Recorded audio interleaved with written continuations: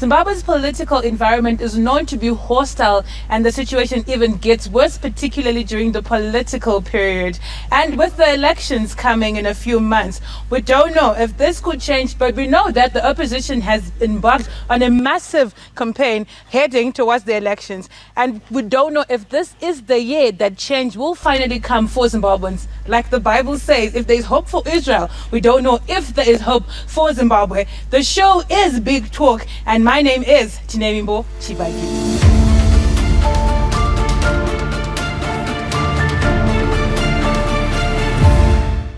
The show is brought to you by the Citizens Voice Network, and today I have yet another vibrant and dynamic gentleman from the Citizens Coalition for Change. He's the National Deputy Spokesperson, Gift Ostallos. Thank you for joining us and welcome to Big Talk. Thank you very much. How has been the journey so far with the year 2023? How has been the journey for the Citizens Coalition for Change? And you know, we're just a few months towards the election. How has been? And you know, we're coming in hard. We see from the tweets, we see from Facebook and from the reports. How has it been for the party and for you also? Thank you very much, Tino. Look, it's been a roller coaster year for the Citizens Coalition for Change, as led by Advocate Nelson Chamisa. We are reaching a very important, decisive moment, not just as a party, but in the history of our country. You know that we have entered into the shadows of an election, an important election for us as a coalition and of course as the people of Zimbabwe, because we are presented with an opportunity to have a democratic breakthrough. And you know that transitions under authoritarian tutelage are very difficult. The road on a transition is a very bumpy and a difficult journey. We have been in the receiving end of state-sponsored political violence. We have also seen the attack to the authentic alternative, which is obviously the CCC. You have seen that they've invested so much to try and make sure that we are dismembered, we are disorganized, and we are disenfranchised and relegated out of the politics of this country. But thanks to the people of Zimbabwe, thanks to the citizens, President Chamisa having a social contract with the people of Zimbabwe, we have seen the CCC movement coming into play. And mind you that we have done a lot of things to try and make sure that we prepare our vehicle for election, but we haven't done the necessary and the most important political steps in our march to victory. We have said that 2023 for us is the citizens' march to victory, and we haven't begun that journey in political terms. But you see that there have been a lot of events happening. We are also having this conversation after a mind-blowing report from Al Jazeera around corruption in this country. So it's a very important journey for us as a party, as a movement, and we are gearing towards the next plebiscite.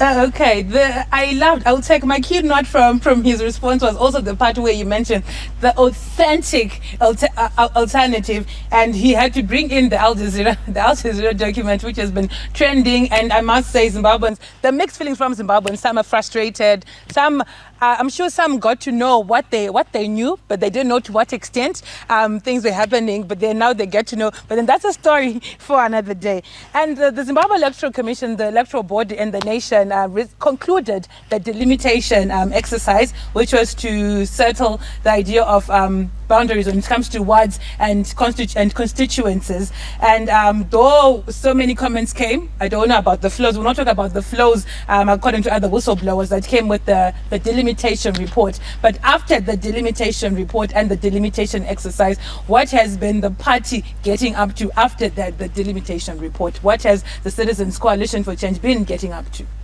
Of course, having received the reports, like you have said, we had our own views and thinking around the delimitation reports itself, particularly around how the process went about and what was produced. We, particularly to help those who have been questioning what we did with the report and what is our take, we made ourselves very clear to say we had a problem with the process. The reason why we're the problem and to raise our concerns is because the credibility of the pre-electoral processes is important if we are to have a free and fair election in this country. And it's not just for the benefit of CCC, it's not just for the benefit of ZANU, it's for the benefit of the people of Zimbabwe, because once we have free and fair processes in this country, we've had elections since 1980. All of them have been subjected to court challenges, right? And that renders Zimbabwe back into crisis of illegitimacy. We think that for the first time in the history of our country, let's have a process that is accommodative of the interests and wishes of different stakeholders, whether it's the civic society, the unions, political parties, the church, so that after the election, for the first time in the history of our country, we must be able to have the winner congratulated by the loser and the loser accepting. So that is the kind of politics that we want. So we must jettison into our politics trust in processes, and ZEC bears the constitutional, moral and political obligation that they make sure that the process is free, fair and credible, so that we have a solid social contract, so that we are able to have a government of the people, by the people, coming from the people. And once we do that, we have a strong social contract. Once we have a strong social contract, it means we are able to bury the long questions of illegitimacy. We have, for the first time in our country, a government that is agreeable, a government that is trusted by all the people. So that's why we've said, after the delimitation process, we first use Parliament as a point of entry to register our displeasures. And we said through our representative, by then Honorable Prince Dubego Sibanda, to say these are the flaws, these are things that we think must be corrected, somewhere not, right? And then the second thing we did was also to use the court as a point of entry to say we can go to court and make it clear that this is what we need. For example, at the center of Zimbabwe's electoral problems is the issue of the voters' roll. We have said the delimitation can only be quantified and qualified if different parties have the voters' roll. So we then waged a constitutional court challenge to say, to compel the commission to give us the voters' roll, so that we're able to verify and able to make sure that we're satisfied that, okay, these are the people. Because look, the manipulation is also in and around issues of cost and so forth. So once we have the voters' roll, and ZEC, if they have nothing to hide, they must give us the voters' roll, because we're interested party, because the constitution, the electoral law is very clear that it must be verifiable, it must be authenticated by different players. We are a major political player in the politics of this country, and we deserve, and we've said, whatever fee you put as a church, give us, and then we'll pay for it. The last time we paid for the voters' roll, we audited it, different independent bodies audited it. When we exposed the flaws, ZEC refuted and said, no, that's not the authentic roll that we had purchased from the commission. So we think that we must make sure that the pre-electoral processes that are done by the commission must be legitimate and must be done. What we have done now, post the delimitation report, we are now aware of the boundaries, how the maps are going to be about, and we are obviously preparing the much anticipated processes, which are internal processes to choose candidates. We have come up with a consensus candidate selection process to ensure that we've got members of parliament, we've got councillors, we've got a presidential candidate that must represent CCC in the next plebiscite. Okay, thank you very much for that wholesome response. And I think I would also touch a bit on, you mentioned how that even the process, the electoral processes post to the election, not just the electoral process, when we're saying well, people, that the citizens are taking it to the poll, but before those elections, that means every other process should be credible. But with questions, you mentioned a whole lot of flaws and other issues that CCC has with the country's electoral commission. So would that have a certain effect on how the election process would then take the course that the election process would then take? Because if we are having issues prior to the actual elections and we only have a few months before Zimbabweans take it to the poll, would that also then affect people's view, or even other political players like CCC, not just the ruling parties' view of the electoral process and even the results that are going to come after the election, seeing to it that some of these things are actually coming from the delimitation process and the delimitation report? Would that not affect how how Zimbabweans and the other political parties, which are not the ruling party, view Zimbabwe's political environment and electoral environment? Of course, it has a bearing on the credibility of the institution that is holding our elections, and ZEC is duty bound, like I've said, to ensure that they make sure that people trust them, they make sure that participants and different stakeholders trust upon them. So the ball is in the ZEC's court to ensure that they do the constitutional duties with clarity and with precision. We expect that they can be able to correct some anomalies. We have engaged them in different respects. We've had some of our issues resolved. We've had some not being resolved. Look, that is the nature of political processes. That's why we use these different avenues as points of entry to try and make sure that where there is problems, where there is chicanery, we help that, we resolve them. It's a collective effort by different Zimbabwean citizens so that we're able to build our institutions, so that we're able to build a democracy that is sustainable, that is trusted by different people. So we are playing our role as a party, and we think that ZEC, obviously from time to time, we are always, I can tell you that I think every week we go to ZEC almost 3 or 4 times. Every week. Every week, not month. Every week, not month. We engage with ZEC, whether they respond to us or they don't respond to us. We go there. We use the avenues of the court. We use different points of entries. Parliament, we raise these issues. We engage commissions to make sure that we pull through and ensure that Zimbabweans have a better chance to express themselves and their will is respected. So ZEC has to do the right thing. ZEC has to ensure that the trust deficit between them and ordinary people is resolved so that people can trust electoral processes, so that people can have confidence on the outcome of the process conducted by the commission. We hope that ZEC can be able to adhere to the principles and values in the constitution. And of course, we have strategic tactical interventions that we do as a movement that wants to occupy State House and government to make sure that against all odds and difficulties, the processes must be able to give us a democratic breakthrough. There's always been talk about the ruling party having a strongholds, particularly in the rural areas. Not all of them, but in certain rural areas. And over the last few months and weeks, we've seen your president, Advocate Nelson Chamisa, and the team touring the country. How has been the response or the reception from the tours and all the campaigns that you guys have been doing throughout the country? Thank you very much. I think that I'll take the opportunity to actually debunk and demystify the myth that ZANU is strong in the countryside.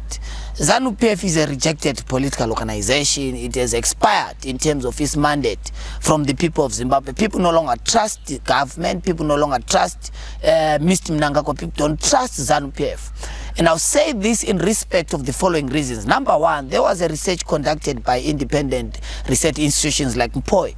They made it very clear that majority of Zimbabweans, more than 50% of Zimbabweans, think that the government doesn't trust them. So there's a greater majority of Zimbabweans that have no confidence on government. Number one. Number two, the greater majority of Zimbabweans also think that ZANU PF is there in government without their mandate. So people don't trust the government. That's number two. Number three, we traversed the countryside. In 2021, we went to the countryside on a convergence platform to talk to Zimbabwean different stakeholders, traditional leaders, community leaders, residents associations, and different players. And when we went to the countryside, what is shocking and what is so revealing about ZANU's expiry in the minds and hearts of ordinary people is that Zimbabweans, when we went there with President Chamisa to converse and converge with the people, ZANU PF unleashed terror and violence, both on us who were coming to meet the people and the people who wanted to come and meet with the president. What it shows, no one in their right state of mind would use force and violence to their supporters. You can only do that to people who differ with you. So ZANU has been defeated at the level of ideas. ZANU has been defeated at the level of superior logic, because politics, at the end of the day, is contestation of ideas. Democracy and electoral contestation is about those with superior policy to change the lives of ordinary people.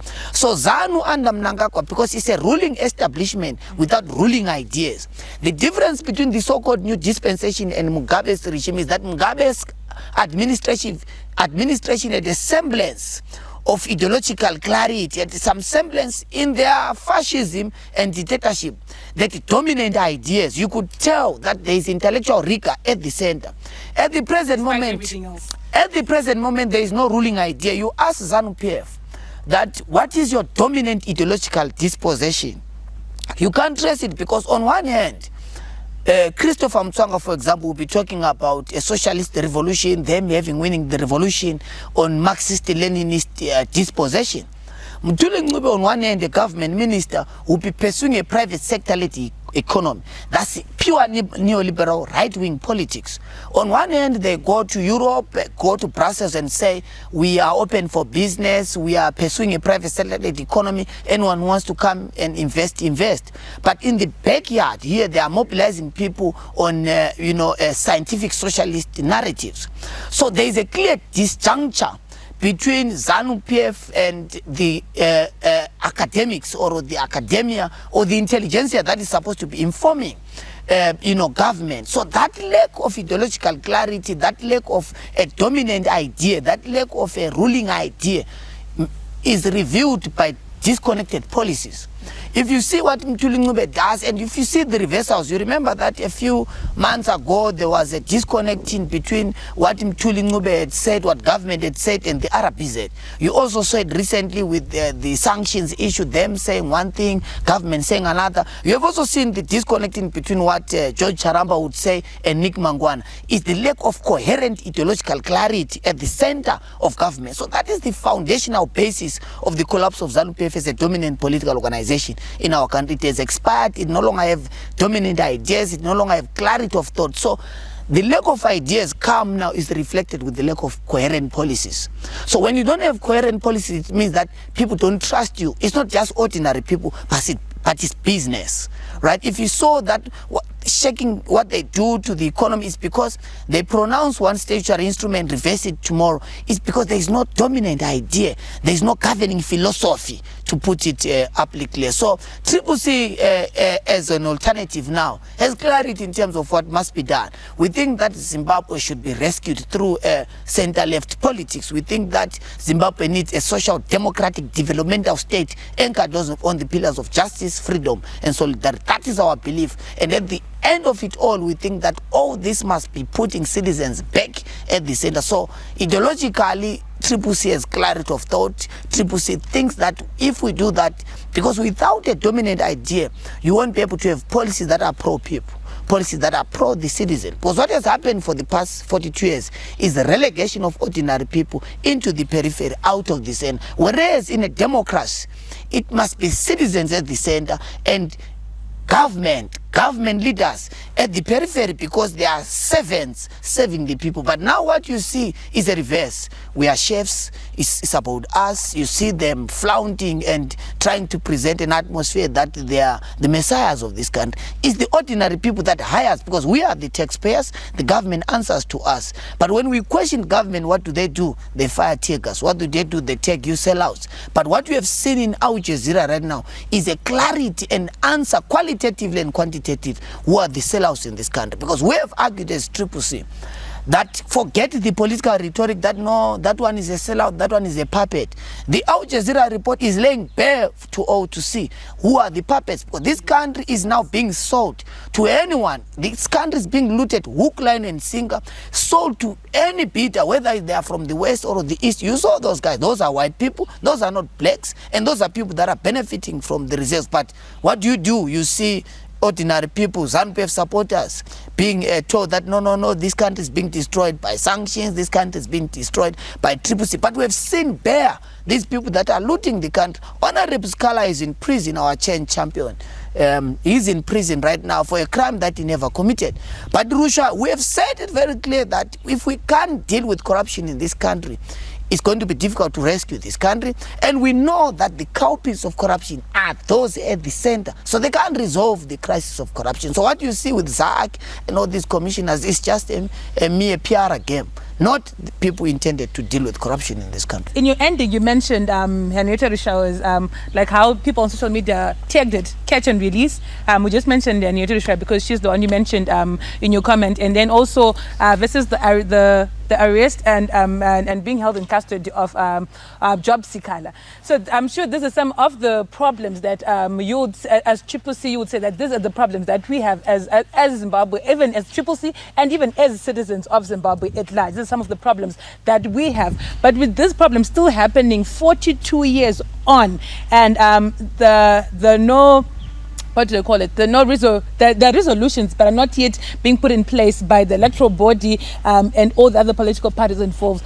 Is there a chance? You know, I was talking to someone behind the scenes who's a triple C, and I was talking to them about the chance of triple C making it despite electoral reforms, and he said it's not a chance of if, but it's a position of we're speaking from a place of hope and from what is on the ground. Triple C is going to make it despite there not being electoral reforms in this country. Of course, look, we have said we publicize our document, and I'll share it with you, called Prepare, which is a pre-electoral pact on reforms.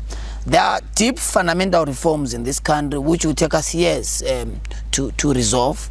But there are certain things that we think that are minimalistic that we can do to have a credible election. Like we have said, for us, this election is not just about a victory for Triple C, but it must be the victory for the people of Zimbabwe. Even if the government is not Triple C, let the electoral process reflect the will of the people, because we are just but a competitor in an electoral process with different political parties, and we must have a credible process. Even if we don't emerge as victors in that electoral process, we must be able to have a process that is credible. We must have a pact among political parties to agree that to say these are the minimum things that we have to resolve. For example, the printing of the ballot issue does not need years. They just have to be an agreement so that we just follow the law. Where is the ballot being printed? Where is it being stored? How is it being distributed? That's it. It's as simple as that. Media reforms give us access to state media, right? So that you have ZANU PF here, you have another party there, Triple C there. Let us debate to say, what is it that we intend to do? There are key questions in this country that are being asked by different people, whether it's ordinary people or the middle class. One of the dominant questions is about policies, right? We have said, give us access to state media so that ZANU PF can come and say, this is what they propose on resolving the debt crisis. We have our proposition. Let ZANU PF come and say, how do they want to resolve the question of joblessness? We have our policy position on jobs creation, qualitatively and quantitatively. There are questions around energy in this country. We have said, we have got a proposition. We answer in our New Zimbabwe blueprint how we are going to be dealing with questions of, energy in this country, because we need to industrialize our country. Doing so needs us to be invested in energy. We have got propositions that we have produced. So we think that there must be platform for all political parties. If ZANU has dominant ideas, if they think they can resolve this country better, whether it's a debate on sanctions, whether it's a debate on anything, but let us be given free airplay. Let Maduku with his party come and say his views. Let Kisnot Mukwaji with his view come and say his view. Let Advocate Nelson Chamisa, the incoming president, also go and share with the people of Zimbabwe, right? When we get into government, we don't want to create a vindictive political order where those who differ with government are not allowed to air their views, where journalists look what happened to Hopo. He was harassed because he was exposing corruption, and only for now for the people to realize that, look, this is what has been happening behind the scenes. We must build strong institutions, because people like Honorable Job Scala have been failed by a captured judiciary that answers to the political elite with political objectives. The judiciary must be independent, whether it's Triple C or any other party in government. The judiciary must be there to defend and interpret the constitution of this country, right? The legislature must be able to independently interpret the law. So that is the kind of political order we think we must bring. There are difficult issues, of course. People are going to be arrested, jailed, abused. You know, that is the nature of any democratic struggle. But ZANU cannot be a hero in the transformation struggle. It is impossible. One can't be a hero in two struggles. We said, ZANU PF, you liberated us. We appreciate you because you are a hero to liberate our country, but one can't be a hero in two struggles. We've attained political independence. Let's go to the next stage of economic and transformational independence, right? That struggle of nanotechnology, that struggle of artificial intelligence cannot be led by the analog generation. They have done their part. We are not vindictive. We are there not to replace the state, but to occupy it with the intention to broaden it, with the intention to make it benefit the ordinary people. That is the direction of CCC. It's not there to be vindictive, to try and say, no, because this one was differing with us, they must be arrested. That's not our focus. Our focus is to say, how do we get into government, build a big economy for the benefit of the many and not the few. Okay, CCC, the spokesperson here, Gift Ostallos, by saying CCC's mandate is simply getting into the government and ensuring that they're building this country of Zimbabwe for the citizens, not for the few political elites. There's been talk, like I said, some of the things some of my questions are stuff based on the response, recommendations, comments and tweets, conversation from the street and even from social media. There's been talk of the government of national unity, the GNU, and this is some of the conversation that came from Jacob Mafume's mother's funeral, from Chief Sharumbira. What is I was dying to ask you this question. What is the position of the party when it comes to these remarks or the idea of a government of national unity? Look, I think what must be discussed of what the chief president of the Chief Council said, for me, were basically three things. Number one, the chief said, unequivocally so, that we must have tolerance in our politics, right?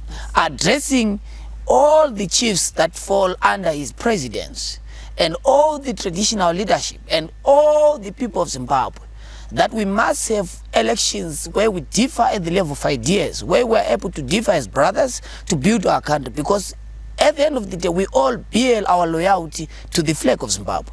So the chief made it very clear that Zimbabweans must not be able to kill each other or to beat each other on account of politics. So the message was to supporters, whether they are of CCC, whether they are of ZANU PF, and all those people that have been used traditionally to instigate politically motivated violence, that let everyone have the freedom to associate with the party of their choice. Why that message is important, and more importantly in Masvingo, because Masvingo is predominantly a rural province. And what we have seen in Masvingo is that there's been a lot of violence in the country. And so his message to the people of Masvingo, message to his people under his chiefdomship, is that let's not have violence, inter-party violence or intra-party violence. Number two, what the chief said that is not being talked about. The chief appreciated President Chamisa, of course, as an incoming president. He appreciated President Chamisa's brilliance, which many have tried and suppress and not to put in the political market in this country. The chief in his own ways appreciated President Chamisa as someone who's brilliant, in my view, meaning obviously someone who's capable to take our country forward. Number three, the chief again made it very clear that the traditional leadership is not a partisan infrastructure, that the traditional leadership is an institution that must maintain its autonomy, that must be able to work with whatever political party is there that is governing. Of course, the remarks about unity, the remarks about making sure that people come together, we have said it very clear that we believe that there must be a dialogue of different political actors to converse about the electoral process, but that is what is at the table, not a dialogue to share political power. That's where we differ about the proposed elite pacts by different people. Majority of them are not just even ZANU in our respective view. The proponents of this so-called government of national unity are people who have been relegated out of the politics of our country and are supposed to be weaved into the dustbins of history. These are the people who tried to masquerade as an authentic opposition, tried to be fiefdoms of the ruling party being controlled. You know what happened during the constitutional court challenges and them emerging and saying, no, we are the loved people. But the by-election buried them in total. And now, because they realize that it's now over, the day of the jackal is coming, the people of Zimbabwe want to send an emphatic message in terms of who in the politics of this country. So these now have been going subterraneanly to try and negotiate with their masters to say, no, let's abandon election, and no. We are not preoccupied by that. We are preparing our vehicle for the election. We are preparing for an election. We are preparing to govern. As I'm speaking to you right now. You're preparing for an election and you're preparing to govern. Of course, we don't want to go into government come August without clarity of thought in terms of who is going to be doing what, who's going to be where, and how do we change the status of our people in the first 100 days. So we're going to be articulating our 100-day plan, how we are going to do it. I just came from our workshop with some of our experts from different parts of the world in the African continent who are helping us, because we want Zimbabwe to be one of the giants. So when we say it in rallies, we then go to boardrooms and say, look, we explain it in rallies through poetry, because when you're in rallies, we speak in poetry. But when we're in boardroom, we speak in prose. We then say, look, gentlemen, gentle ladies, how do we create these things that we've promised our people? We have said we want to make sure that we transform our country. We build roads, we build modern transport systems and so forth. How do we do it qualitatively? How does our economy, where are we going to get the money? Who's going to give us this? Who's going to give us that? Who's going to be responsible to negotiate our debt issue? Who's going to be making sure? So we've brought experts to, obviously, our key focus is on our macroeconomic framework in terms of how to build a big economy and how we are going to be financing these things that we are promising our people during rallies, right? So that's what we are occupied ourselves in. The street conversation about us going for coffee, and I mean, these are people who have their wishes about what must happen, but we've got our strategic focus and direction. We are preoccupied by the agenda to make sure that our vehicle is well oiled to go into an election and to make sure that there's transition in this country, because at the center of Zimbabwe's crisis is how do we have a democratic transition after winning an election.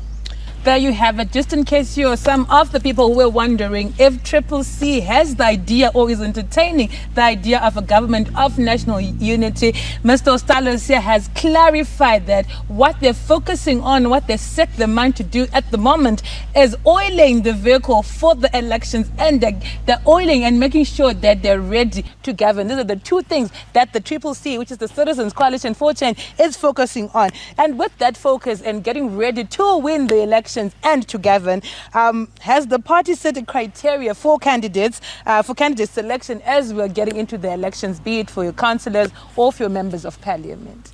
Of course, that's what we're doing across the country. We started with Harare, meeting our change champions and cluster leaders, what some traditional political parties will call the structure. For us, it is the infrastructure.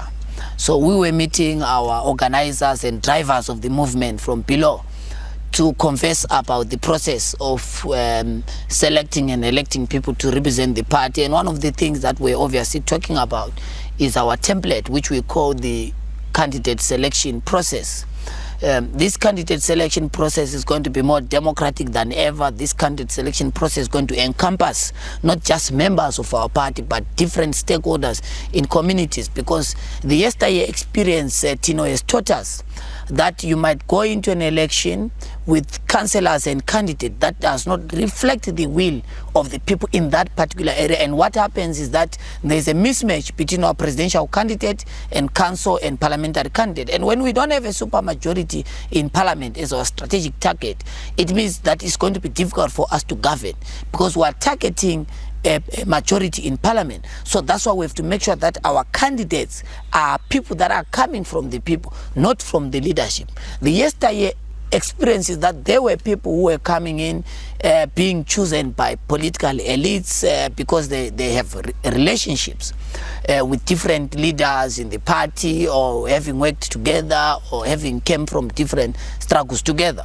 We think that we must go to a community, converse with the people, say, yes, this is what the members of our party are saying, but what do you say ye as residents association, as teachers, as traditional leaders? So when these people come together and give their opinion, then we're able to say this one is a candidate that reflects the will of the people in the community. So you will see that we're going to be giving our people nomination forms where our people are going to be nominated to be councillors, to be a member of parliament, or to be a presidential candidate. Let me tell you, Tino, when you subcontract your victory and your future in the hands of politicians, the difficulty is that we create a sense of entitlement. That no, that's why you see people saying, no, we died for the country. Because ordinary people then cannot say, no, we were part of the struggle. We know that the Liberation Project was effort and collective effort of ordinary people. Let the democratic breakthrough be the collective effort of the oppressed, of ordinary people, so that they've got a stake in the transition, they've got a stake in the future of this country, so that when we become the alternative, and I said when, not if, because it's a question of time, when we become the alternative, the people of Zimbabwe must be able to hold us to account by virtue that the victory that we are going to encompass is their victory collectively as a people, so that we don't become entitled and say, we liberated you, so you must be able to fight us so that you reign. We must be able to say, we run our path. If the people say, Comrade Ostallos and the Chamisa generation, you have done your part, you must live to the other generation, we must be able to live in peace because we came in peace. Right? So we must not create a creeping sense of entitlement to politicians by subcontracting our victory and our future in their hands. So Zimbabwean citizens are being called to duty to make sure that they participate collectively by, number one, registering to vote, and number two, coming out to vote, number three, by defending their victory. Once we do that as ordinary people, once we do that as Zimbabwean citizens, we're able to hold those who are going to come to power to account. Thank you. Okay, thank you, Ostallos. I think you and you've also answered part of the question that I had, which was to do with the measures that the Citizens Coalition for Change has put in place to ensure that the election results is not disputed. And you mentioned how that those were lessons for you, and then you've managed to make sure that if we want to defend our victory, that means then we have to be able to account for the numbers that we have. You guys, the CCC has people, has agents in all the different polling stations. So I'll skip that question. And lastly, Ostallos, I know this could be a tricky question, but you know what? You're the spokesperson. So if not coming from you, there's no the deputy spokesperson. If not coming from you or the spokesperson, then it's not going to come from anyone else. With the elections in just a few months, and Zimbabweans are taking to the poll to decide if this is the year that there's going to be change, or if it's just a continuous reign by the ruling party. What margin is the Citizens for Coalition Change projecting to win? And remember, when I asked the question about the countryside, but I know particularly where my father comes from, is known for all the wrong reasons, but there's a story for another day. You say that you want to debunk the myth that ZANU PF is popular and loved in the countryside. So by what margin is CCC projecting to win the 2023 election, and what is informing this projection? Thank you very much. I'm sure, I know, before he responds, I know he's going to be very passionate in his response to this particular question. You can go ahead, Ostallos. That's a very important question, and I think that it obviously requires thought leadership rather than just mere talk. I think that for now, we base our projections on the researches that have been done by independent institutions. The first one obviously being the one done by Mpoi.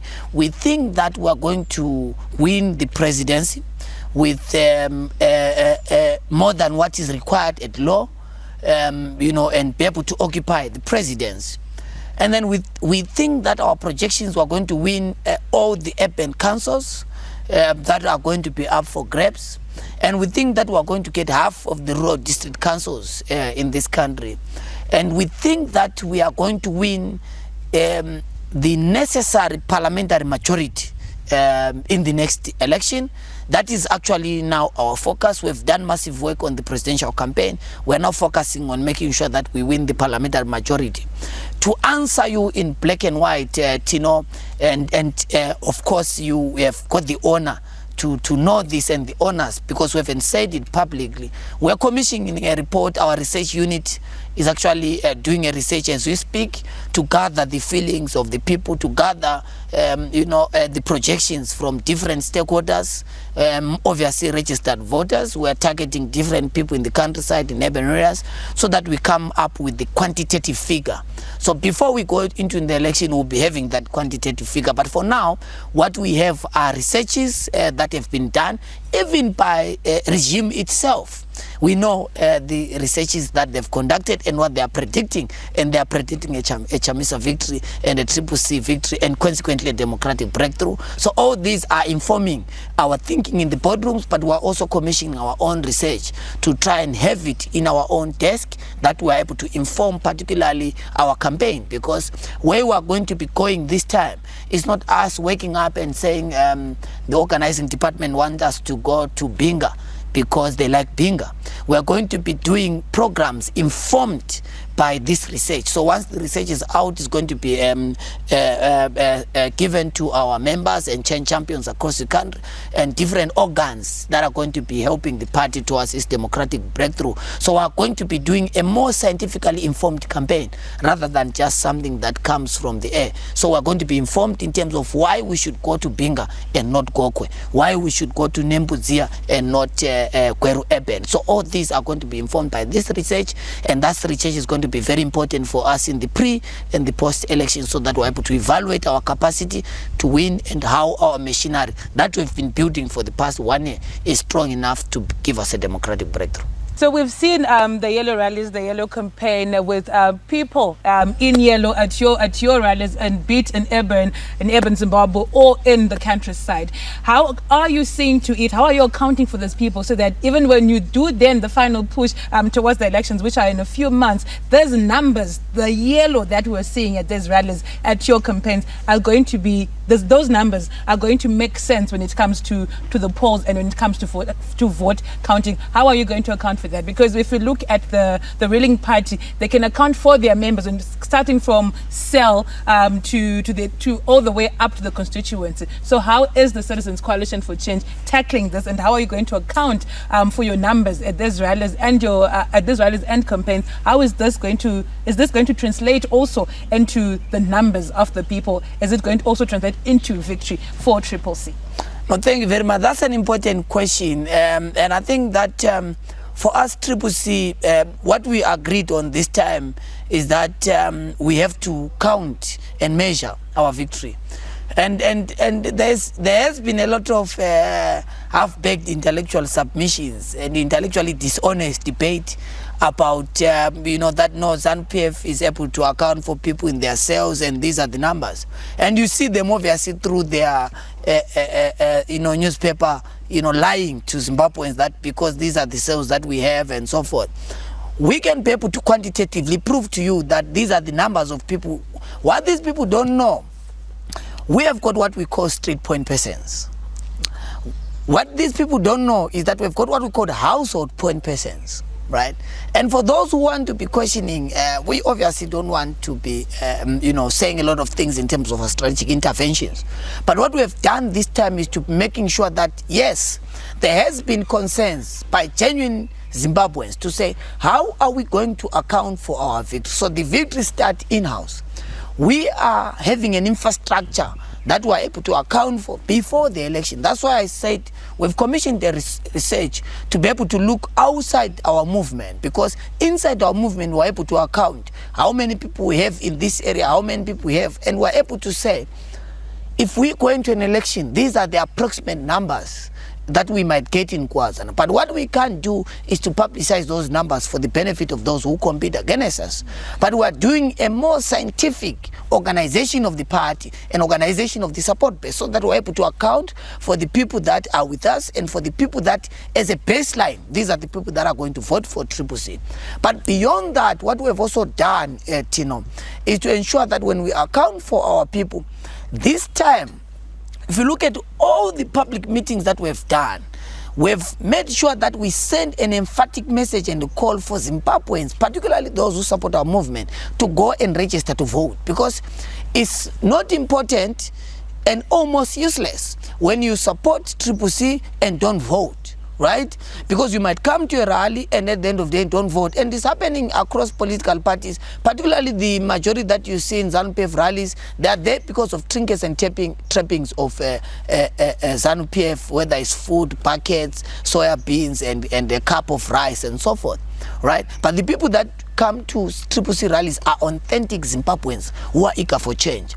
So our focus, and when you write in the post-election articles and when you do your interviews and when you talk about Triple C's victory, one of the things that we have to tell future generations, Tino, is how Triple C under Nelson Chamisa uniquely invested in turning the qualitative majority into a quantitative political electoral dividend. That is our focus. This way we are focusing on turning the qualitative majority that come into our rallies into a quantitative electoral majority.